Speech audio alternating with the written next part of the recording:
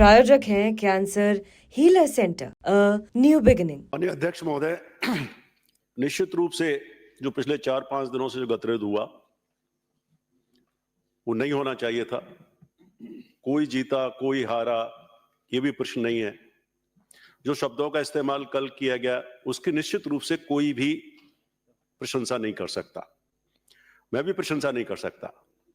विरोध होते हैं, इससे पहले भी कार्रवाइयां होती रही हैं। विपक्ष का एक धर्म होता है, वो निभाता है। आप स्वयं गवा रहे हैं, कई बार इधर सत्ता पक्ष भी गवा रहा है। मेरा तो एक ही आग्रह है सर, वो तो निश्चित रूप से सही है कि जो शब्दों का इस्तेमाल किया गया, लेकिन आप बहुत अनुभवी वरिष्ठ विधायक भी रहे हैं, मंत्री भी रहे हैं और अध्यक्ष की कुर्सी पर विराजमान है। और मेरा तो आपसे एक ही आग्रह है कि पिता तुल्य व्यवहार।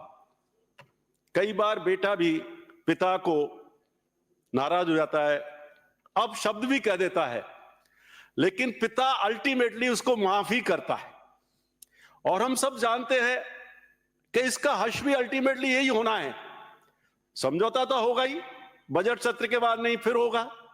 तो मेरा आपसे आग्रह है कि सरकार भी थोड़ा बड़ा दिल रखते हुए, क्योंकि हमने स्वयं प्रत्यक्ष रूप से मैंने देखा है, यहां शब्दों के इस्तेमाल की निश्चित रूप से मैं भी निंदा करता हूं, शब्द जो किए गए, लेकिन ये इतनी बहुत बड़ी घटना नहीं थी जो उस दिन घटी थी। उसी वक्त शायद शाम को हो जाता। तो मेरा तो माननीय अध्यक्ष महोदय आपसे आग्रह है और माननीय संसदीय मंत्री आपसे विशेष रूप से, और आप स्वयं भी जानते हैं कि ये इश्यू नहीं है, जनता आपकी तरफ देख रही है, जनता आपकी तरफ देख रही है।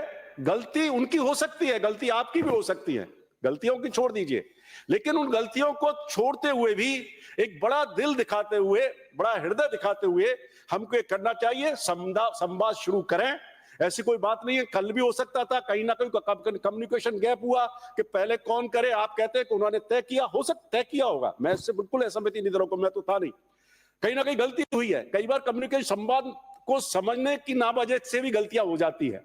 तो मेरा आपसे एक ही आग्रह है संसदीय मंत्री जी कि बजट तो सत्र हो जाएगा पूरा, लेकिन ना तो आपको मजा आ रहा है, ना हमको मजा आ रहा है, ना उनको भी मजा आ रहा होगा, क्योंकि जनता जब तक सदन का मतलब होता है विपक्ष की उपस्थिति जरूरी है, तो उस विपक्ष की उपस्थिति को जरूरी मानते हुए, बड़ा दिल दिखाते हुए आप पुनः संवाद कायम करें, उनको बुलाएं।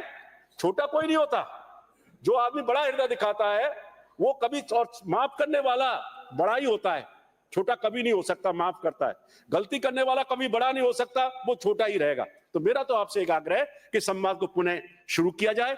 निश्चित रूप से आप जो भी तय करें, बाद में जो भी करें, नियम प्रक्रिया जो भी कहते हैं उस कार्रवाई करने के लिए आप स्वतंत्र हैं, लेकिन संवाद होना चाहिए। एक मिनट आप भी बोल लीजिएगा। आदरणीय अध्यक्ष महोदय, माननीय संसदीय मंत्री जी ने जिस तरह के उच्च विचारों का और खुले हृदय का परिचय दिया है वह स्वागत योग्य है, लेकिन क्या भारत की लोकसभा, भारत की राज्यसभा और राजस्थान की विधानसभा इस बात की साक्षी नहीं है कि ऐसे अवसर भी आए हैं जब हमको कड़े फैसले लेने पड़ते हैं। अगर हम कड़े फैसले नहीं लेते हैं तो हम लोकतंत्र के ऊपर आघात करते हैं, हम पाप के साक्षी बनते हैं, उसमें भागीदार बनते हैं। जिस तरह के शब्दों का उपयोग माननीय अध्यक्ष महोदय के लिए किया गया है, ऐसा हिंदुस्तान के इतिहास के अंदर कभी भी किसी अध्यक्ष के लिए नहीं किया गया है, नहीं किया गया है, नहीं किया गया है। मैं माननीय मुख्य सचेतक जी, माननीय संसदीय कार्य मंत्री जी की भावना का सम्मान करते हुए ये कहना चाहता हूं, क्या लोकसभा से हमेशा के लिए, पूरे कार्यकाल के लिए किसी को निकाला नहीं गया है? ये हमारे लिए शर्म की बात है, हम सदस्यों के लिए शर्म की बात है। हमारे अध्यक्ष महोदय के लिए कोई जूती की बात करता है और हम कहते हैं हमारा हृदय खुला है। हमारे पिताजी के ऊपर आकर के कोई जूता मारे और कहे कि हमारा हृदय खुला है, ऐसा क्या हृदय खुला है?